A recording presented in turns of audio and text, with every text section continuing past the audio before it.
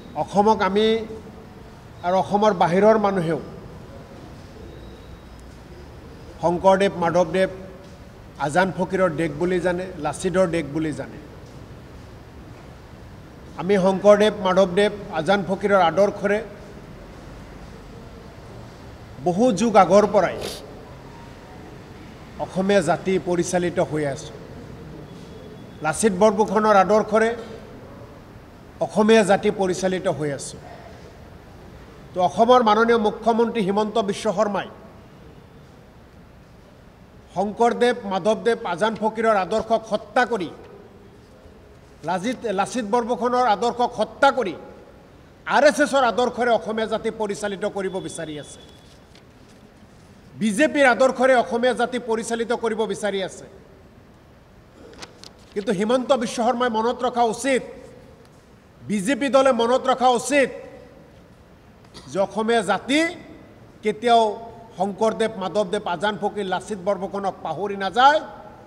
আহি থকা পৃথিৱী থাকে মানে অসমীয়া জাতি শংকৰদেৱ মাধৱদেৱ আজান ফকীৰ লাচিত বৰফুকনৰ আদৰ্শৰে পৰিচালিত হৈ থাকিব। হিমন্ত বিশ্ব শৰ্মাই শংকৰদেৱ আজান ফকীৰৰ যি অসম, এই অসমখন তেওঁ পৰিৱৰ্তন কৰি RSSৰ অসম বনাব বিচাৰি আছে। হিমন্ত বিশ্ব শৰ্মাৰ যি আদৰ্শ, যি আদৰ্শত ভাগ ভাগৰ ৰাজনীতি, যি আদৰ্শত মানুহৰ মাজত ভায়ে ভাইৰ লগত কাজিয়া কৰা ৰাজনীতি, যি আদৰ্শত মন্দিৰ মছজিদৰ মাজত কাজিয়া লগা ৰাজনীতি, যি আদৰ্শত গীৰ্জা আৰু নামঘৰৰ মাজত কাজিয়া লগা ৰাজনীতি, সেই ৰাজনীতি, সেই আদৰ্শৰে হিমন্ত বিশ্ব শৰ্মা পৰিচালিত এজন ব্যক্তি আৰু সেই আদৰ্শৰে অসমীয়া জাতিক পৰিচালিত কৰিব বিচাৰি আছে। কোনো কাৰণতে অসমীয়া জাতি সেয়া মানি নলয়। উজনি অসমত ভাৰতীয় মানুহখিনিক বিদেশী সজাবলৈ গৈ যি ধৰণ অত্যাচাৰ কৰি আছে, ৰিপুণ বৰা ছাৰে যিখিনি কথা কৈছে এই কথাখিনিক সমৰ্থন কৰি মই আকৌ কৈছোঁ যে অসমৰ পুলিচৰ বৰ্তমান কাম নাই, অসম চৰকাৰৰ বৰ্তমান কোনো কাম নাই। আজি আপুনি শিৱসাগৰৰ কথাই কওক, উজনি অসমৰ আন জিলাসমূহৰ কথাই কওক, তাত যে DCSP বহি আছে তেওঁলোকৰ কোনো কাম নাই। তেওঁলোকৰ হাতত কোনো ক্ষমতা হিমন্ত বিশ্ব শৰ্মাৰ ৰাজ্য চৰকাৰে দিয়া নাই। তেওঁ এনেকুৱা কিছুমান মানুহৰ হাতত ক্ষমতা তুলি দিছে যিসকলে গুণ্ডাগিৰি ৰূপ ধৰি যিসকল মানুহ নহয় দানৱৰ ৰূপ ধৰি মানুহৰ ওপৰত অত্যাচাৰ কৰি আছে।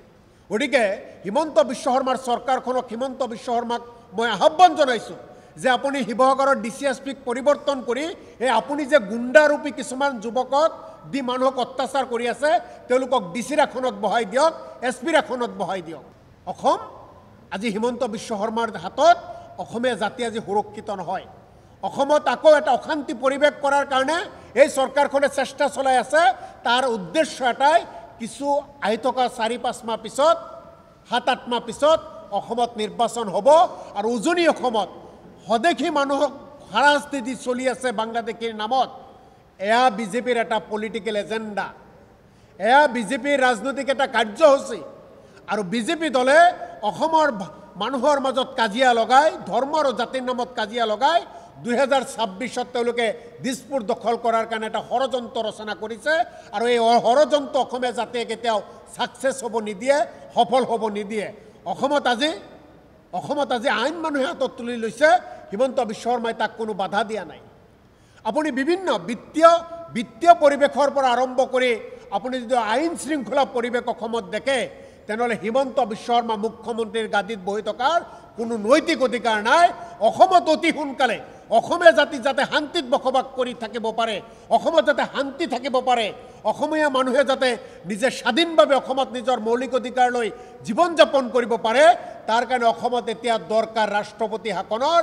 হিমন্ত বিশ্ব শৰ্মাৰ চৰকাৰ ভংগ কৰি অসমত ৰাষ্ট্ৰপতি শাসন প্ৰৱৰ্তন কৰিব লাগে 26ৰ নিৰ্বাচনৰ আগলৈকে।